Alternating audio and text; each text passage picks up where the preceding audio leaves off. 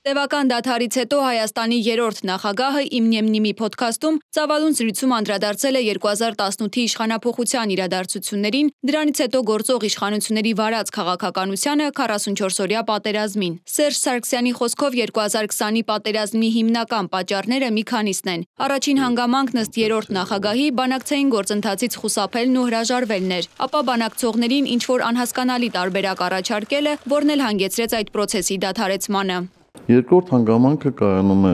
նրանում, որ տեղի ունեցան այնպիսի գործողություններ, որոնք հնարավորություն տվեցին Ադրբեջանին արդարացնելու իրենց ռազմական նախաձեռնությունը, պատերազմ սկսելու նախաձեռնությունը։ Կարծում եմ երրորդ հանգամանքը կայանում էր նրանում, որ ադրբեջանական եւ թուրքական հետախուզությունները շատ լավ տիրապետում էին մեր բանակում տիրող իրավիճակին եւ տեսնում էին, որ մեր բանակի մարտունակությունը բավականին ընկել էր։ Հարցազրույցի ժամանակ անդրադարձ է եղել նաև Նիկոլ Փաշինյանի Հայաստանի նախկին ղեկավարներին պարբերաբար բանավեճի հրավիրելուն եւ այն փաստաթղթին, որի մասին ասվում էր, թե եթե դա Փաշինյանը հրապարակի, այլևս բանավիճելու հարց չի լինի։ Սարգսյանն ասում է, ամիսներ առաջ է տեսել 2019-ին Արցախի հարցով Մինսկի խմբի համանախագահների առաջարկած այն փաստաթուղթը, որը նրա խոսքով Նիկոլ Փաշինյանը թաքցնում էր հայ ժողովրդից։ Գրեթե մի տարի մենք խոսում էինք այն մասին, որ կա նոր փաստաթուղթ, իսկ իրենք ասում էին չկա։ Չկա, բայց արտգործնախարարը գնում էր հանդիպումների։ Չկա, բայց մենք տեղեկություններ էինք ստանում, որ կա այդպիսի փաստաթուղթ։ Ես օրինակ Արցախի հանրապետության ղեկավարությանը ասել եմ, որ կա այդպիսի փաստաթուղթ եւ խնդրում եմ գնացեք այդ կառավարիչի մոտ եւ ասեք թող ձեզ ցույց տան այդ փաստաթուղթը։ Արդեն 2020-ին, ինչպես նշում է Սերժ Սարգսյանը, Ռուսաստանի արտգործնախարարությունը հայտարարեց, որ կա այդպիսի փաստաթուղթ, եւ նույնիսկ այդ փաստաթղթի դեպքում էր հնարավոր փոխզիջումներով հասնել հիմնախնդրի կարգավորման, սակայն Հայաստանի գործող կառավարիչները նույնիսկ այդ վերջին հնարավորություններից մեկը տապալեցին։ Ճիշտ է, որ մեր բանակցությունների ժամանակ Լեռնային Ղարաբաղի բնակչության ազատ կամ արտահայտումը առանձնացված էր առաջին, այսինքն առանձին կետով, իսկ այստեղ պրեամբուլայում այդտեղ էր նշված, այսինքն սա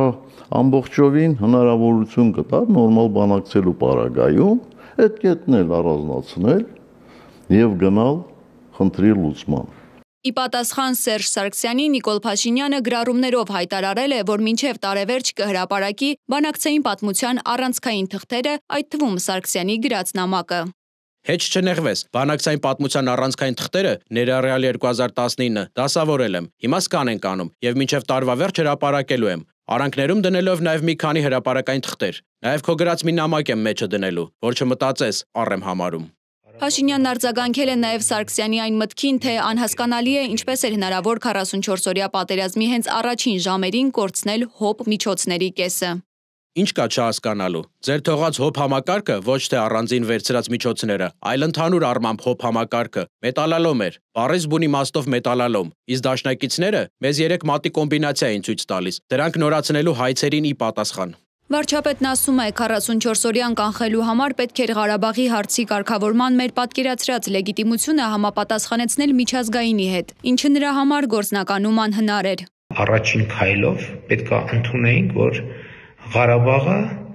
Ադրբեջանի կազմում պետք է լինի։ Ուրիշ որևէ տարբերակ չկար, պարզապես չկար։ Եթե մենք կարծում ենք, որ մենք դա կարող էինք անել 18-19 թվականներին, ուրեմն այո, դա իմ